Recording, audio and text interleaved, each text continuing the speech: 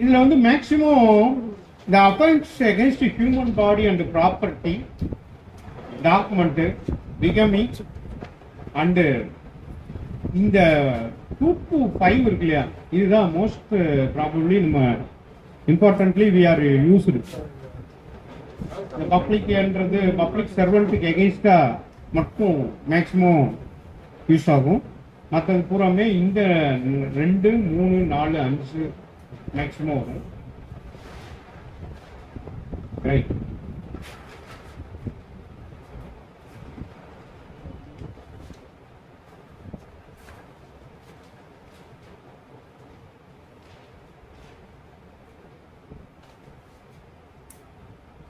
எல்லாரும் ஆக்சுவலா ஐபிசியில தரவா இருக்கீங்களா, பிஎன்எஸ்ல தரவா இருக்கீங்களா?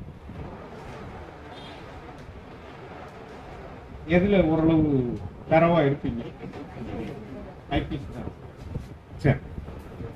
ஏன்னா ஐபிசியில் போய் அங்கே போகிறதா, ஏன்னா ஆக்சுவலாக ரெண்டையுமே கம்பேரிட்டிவ் ஸ்டடின்னு இப்போ போடுறாங்க புக்கில். அது போகும்போது ஒரே கன்ஃபியூஸ் ஆகிருக்கு.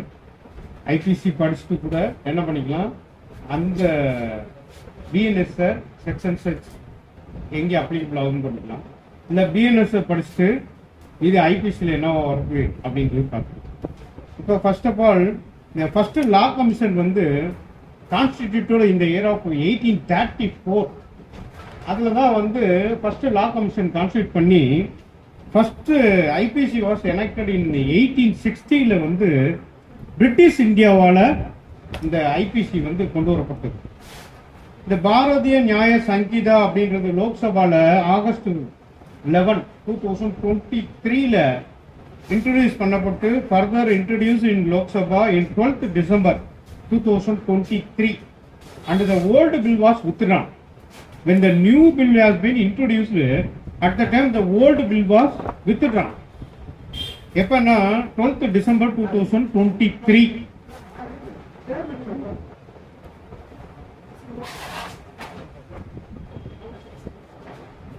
லோக்சபால 20th December, ராஜ்யசபால 21st December, president accept கொடுத்தது 25 December 2023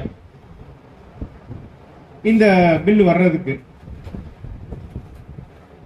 இதுல வந்து ஃபர்ஸ்ட் ஆஃப் ஆல் ஒரு நீங்க கேள்விப்பட்டிருக்கீங்க, கம்யூனிட்டி சர்வீஸ்னு ஒரு பனிஷ்மெண்ட், ஒன் கைண்ட் ஆஃப் பனிஷ்மெண்ட்டை இதுல சேர்த்திருக்காங்க. இதுக்கு முன்னாடி இருந்தது அந்த மாதிரி கம்யூனிட்டி சர்வீஸ்னு இல்லை. இது ஃபர்ஸ்ட் யார் இந்த அஃபென்ஸ் வர்றதுக்கு முன்னாடியே ஒரு ஜஸ்டிஸ் கொண்டு வந்தார். யாராவது ஞாபகம் இருக்கா? யாராவது ஒரு ஜஸ்டிஸ் வந்து ஒரு 15 வருஷத்துக்கு முன்னாடி, யார்? ஜஸ்டிஸ் கற்பவநாயன். கரெக்டா சொல்லிட்டார். ஜஸ்டிஸ் கற்பவநாயன்ஜே தான் என்ன பண்ணாங்கன்னா, ஒரு 15 வருஷத்துக்கு முன்னாடி காந்தி மியூசியத்துல போய் ஒருத்தரை சுத்தப்படுத்த சொல்லி ஒரு பனிஷ்மெண்ட் மாதிரி கொடுத்துருந்தாங்க. அதுதான் ரோல் மாடல். இந்த நான் நினைக்கிறேன் அது இன்னைக்கு 15 வருஷம் கழிச்சு கம்யூனிட்டி சர்வீஸா கைண்ட்ஸ் ஆஃப் பனிஷ்மெண்ட்ல ஃபைனலா இதை ஆட் பண்ணணும். அது மட்டும் இல்ல, ஜெனரல் நியூட்ரலிட்டி கொண்டு வந்திருக்காங்க. இப்ப terrorist attack, speedy trial, organised crimes இதெல்லாம் சேர்த்து என்ன பண்றாங்கன்னா, இதுக்காக இதுல வந்து கொண்டு வந்திருக்காங்க இந்த ஆக்ட. இப்ப இதுல பாத்தீங்கன்னா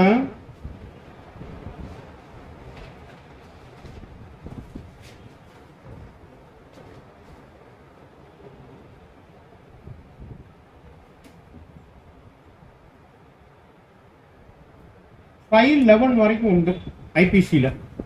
இந்த ஆக்ட்ல செக்ஷன் 1 to 357 வரைக்கும் கொடுத்துருக்காங்க. 358 ரிப்பீல்ட் அண்ட் சேவிங்ஸ். 19 சாப்டர்ஸ் வந்து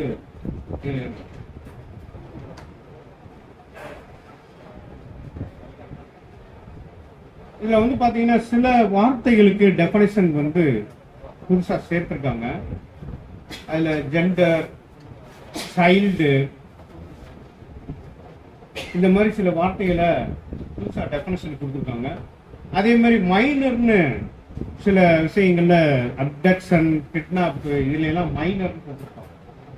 அதுல எல்லாம் அந்த சைல்டுன்னு அந்த வார்த்தையை எடுத்துட்டு சைல்டுன்னு ரீப்ளேஸ் பண்ணிருப்பாங்க அந்த வார்த்தை. இந்த டெஃபனிஷனுமே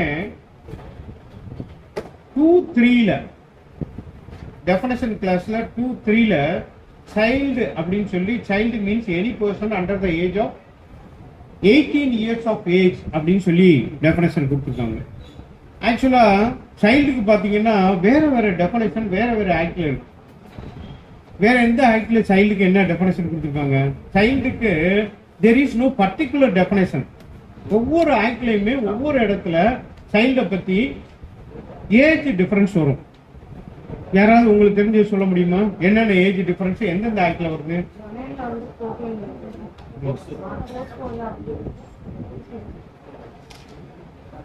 போக்சோல 18. Child means either male or female. அப்ப என்ன பண்றாங்க? Under the age of 18 years they are considered as child. இது போக்சோ ஆக்ட்ல. இங்க சைல்டு மீன்ஸ் 18 இயர்ஸ் அப்படின்னு சொல்லிட்டாங்க. சில மாற்றங்கள் வந்து ஏன்னா இதுக்கு முன்னாடி மைனர்னு சொல்லுவாங்க. மைனர் சொல்லும் போது யார் மைனர்?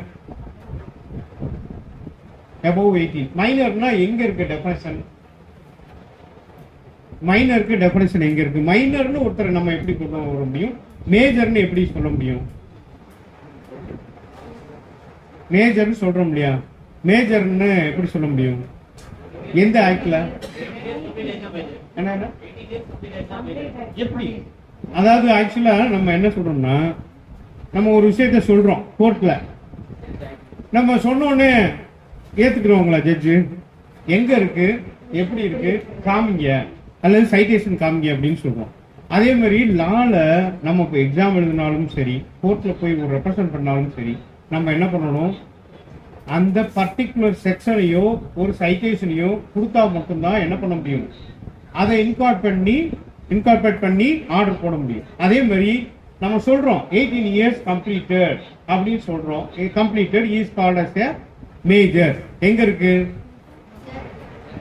இந்தியன் அப்படின்ற வார்த்தை எடுத்துட்டாங்க. மெஜாரிட்டி ஆக்ட் 1875ல the person who attains the age of 18, attains means completed the age of 18 இருக்கும். அதுல attainsனா attainmentனா attained 18 இருக்கும். But attaining means completed the age of 18 அதுல இருக்கும். சரியா? அப்ப அந்த மேஜர் அப்படி பார்க்கும்போது இந்த சைல்டுக்கு பாத்தீங்கன்னா வேற வேற ஆக்ட்ல வேற வேற டெஃபினிஷன்ஸ் இருக்கும். Factories act, industrial dispute act, industrial labour ஆக்ட்ல பாத்தீங்கன்னா யார் சைல்டு? யார் சைல்டு?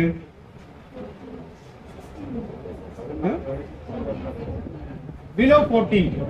நீங்க ஹோட்டல் எல்லாம் பாத்தீங்கன்னா 14 வயதுக்கு உட்பட்ட குழந்தைகளை இங்க யாரும் பணியமர்த்தவில்லை அப்படின்னு சொல்லியிருப்பாங்க. அதே மாதிரி பாத்தீங்கன்னா compulsory free and compulsory education, right to education அப்படின்னு இருக்கும். இதுல ஆர்டிகல் 21A கான்ஸ்டிடியூஷன்ல இருக்கும். Free and compulsory education up to the age of 14 வரைக்கும். அதுக்கு பேர் என்ன சொல்லுவாங்க? சர்வ சிக்ஷா அபியான் அப்படின்னு சொல்லுவாங்க. சர்வ சிக்ஷா அபியான் 21A ஆர்டிகல் இருக்கும். அது ஒரு கேஸ் லா மூலமா தான் இன்ட்ரோடியூஸ் பண்ணப்பட்டாங்க. அதே மாதிரி ஒவ்வொரு ஆக்ட்லயுமே கொண்டு வரப்பட்டது ஏஜ் வந்து child marriage restrained prohibition act அப்படின்றாங்க. அதுல வந்து பாத்தீங்கன்னா ஏஜ் ஆணுக்கும் பெண்ணுக்கும் இது கீழே இந்த ஏஜ் அட்டன் பண்ணியிருந்தா தான் அவங்க solemnise the marriage or otherwise they will be child punishable by the child marriage restraint ஆக்ட்ல பனிஷ் பண்ணப்படுவாங்க அப்படின்னு சொல்லிட்டு. ஸோ தட் இங்க வந்து பாத்தீங்கன்னா அண்டர் த ஏஜ் ஆஃப் 18. அதே மாதிரி 210ல ஜெண்டர் அப்படின்னு இருக்கும். ஜெண்டர் அப்படின்னு பாத்தீங்கன்னா இதுக்கு முன்னாடி வரைக்கும் மேல் அண்ட் ஃபீமேல் தான் இருக்கும். இதுல வந்து டிரான்ஸ்ஜெண்டர் அப்படின்ற ஒரு வார்த்தையை இன்ட்ரோடியூஸ் பண்ணியிருக்காங்க. ஜெண்டர்ல 3ஐயுமே கொண்டு வந்துட்டாங்க. டிரான்ஸ்ஜெண்டர்,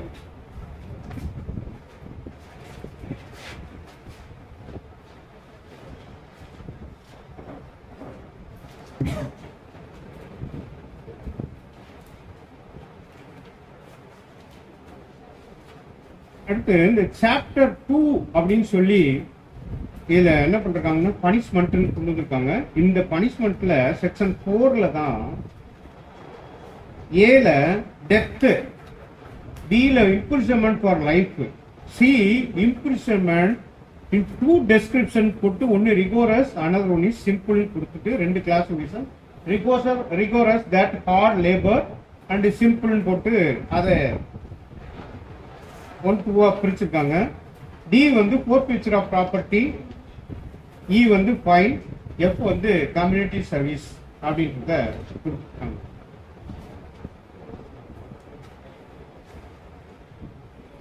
இப்போ இது படிக்கும்போது ஆக்சுவலா நம்ம எதை ரெலவென்ட் பண்ணி படிக்கணும்னா சிஆர்பிசியும் ஆட்டோமேட்டிக்கா ஐபிசி மட்டும் செப்பரேட்டா படிக்க முடியாது. சிஆர்பிசி வந்துருக்கு. சிஆர்பிசியும் பார்க்கும்போது ஆக்சுவலா கான்ஸ்டியூஷனும் அடிஷனலா வந்து இந்த கம்யூட்டேஷன் ஆஃப் சென்டென்ஸ் அப்படின்றோம். ஏன்னா பனிஷ்மெண்ட்னு சொல்லும் போது கம்யூட்டேஷன் ஆஃப் சென்டென்ஸ், ஒரு கன்விக்டட் பர்சனை கமிட் பண்றதுக்கு, கம்யூட்டேஷன் மீன்ஸ் தண்டனையை குறைக்கிறதுக்கு appropriate government section 5ல என்ன சொல்றாங்க, appropriate government without consent of the offender, offenderோட ஒப்புதல் இல்லாம commit any punishment or any other punishment with section 474 Bharatiya நியாய நாகரிக் சுரக்ஷா சங்கீதா. அது சிஆர்பிசி உங்களுக்கு தெரியும், பாரதிய நாகரிக் சுரக்ஷா சங்கீதா. இந்த 474 என்ன சொல்லுது அப்படின்னு கேட்டீங்கன்னா, execution, suspension, remission and commutation of sentence. Execution, suspension, remission and commutation of sentence in chapter 34ல Bharatiya Nagarik Suraksha சங்கீதால அதை பத்தி சொல்லியிருக்கு. அதுல பாத்தீங்கன்னா A to E வரைக்கும் பனிஷ்மெண்ட்டை பத்தி சொல்லியிருக்கு. அந்த ஈல வரைக்கும் சொல்லும்போது அதுல ஈல suspension, remission and commutation of sentence அப்படின்னு போட்டு செக்ஷன் 472ல டெத் சென்டென்ஸ், யாரு டெத் சென்டென்ஸ் யாருக்கு இம்போஸ் பண்ணிக்கோ அவரோ அவரோட லீகல் கைட்ஸோ என்ன பண்ணலாம்னா, யார்கிட்ட அப்பீல் பண்ணலாம்னா president or to the governor of the state or to the president. Under article 72 to the president, under article 161 to the governor of the state. அவர் என்ன பண்ணணும், within 30 days from the date of superintendent கொடுத்தத governor வந்து reject பண்ணா within 60 days president appeal போடணும். But இவங்க commit பண்ணிட்டாங்கன்னா further appeal உண்டா? இப்ப நம்ம ஏற்கனவே பார்த்துருப்போம், யார் இப்ப ரீசெண்டா கமிட் பண்ணது, எந்த கேஸ்ல கம்யூட்டேஷன் நடந்துச்சு, ரீசெண்டா எந்த கேஸ்ல கம்யூட்டேஷன் பண்ணாங்க, ராஜீவ் காந்தி கேஸ். அதுக்கு மேல அது பல முறையீடுகள் நடந்துச்சு பாத்தீங்களா. அதுக்கு மேல சுப்ரீம் கோர்ட்ல அப்பீல் பண்ணலாமா? கமிட் பண்ணதுக்கு அப்புறம் பண்ணலாமா? அதுக்கு ஒரு எப்படி சார்?